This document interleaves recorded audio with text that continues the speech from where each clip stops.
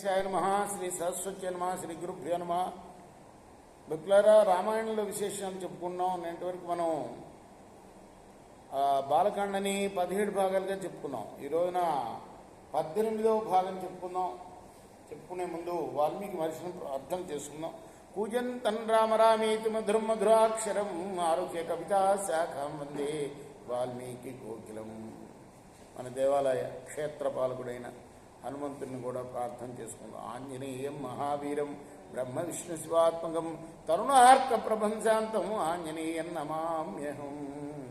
సదా నింబ వృక్షస్య మూలాధివాసాత్ సుధాశ్రావిణంతి తమప్య ప్రియంతం తరుం కల్ప వృక్షాదికం సాధయంతం నమామీశ్వరం సద్గురుం సాయినాథ్. సమర్థ గురు సాయినాథ్ మహారాజ్ కీ జై.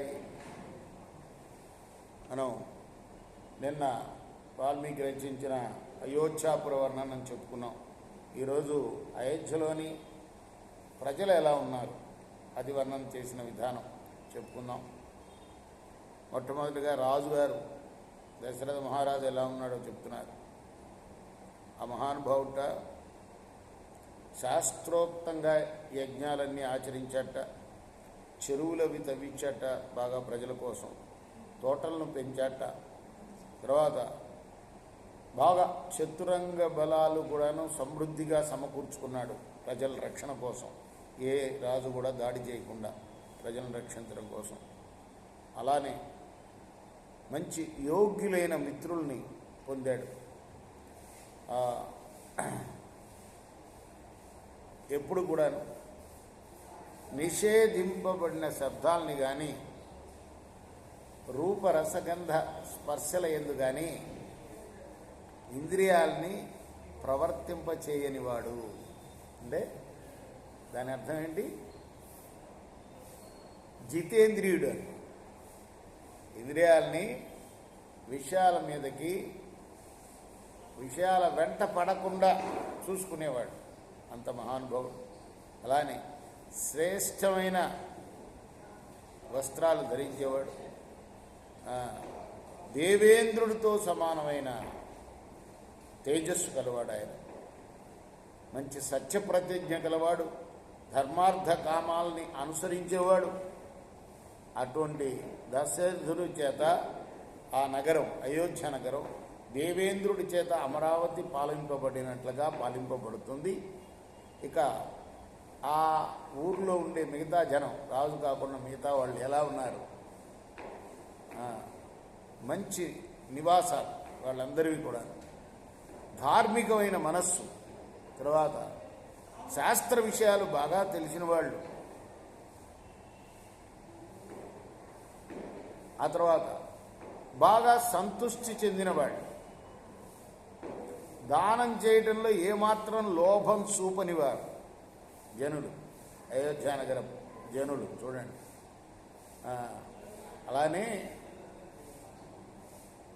విత్తకోశము లేనివాడు కానీ, అంటే బాగా ప్రతివాడి ఇంట్లో కూడా ధనం నిండుకొని ఉండేదన్నమాట. బాగా నిండుగా ఉండేది. అలానే గోవులు, గుర్రాలు, ధనం, ధాన్యం ఇవన్నీ లేనివాడు కానీ, ధర్మార్థ కామాలని సాధించని వాడు కానీ నగరంలో లేడు. అలానే కాముకుడు కూడా లేడు ఆ నగరంలో.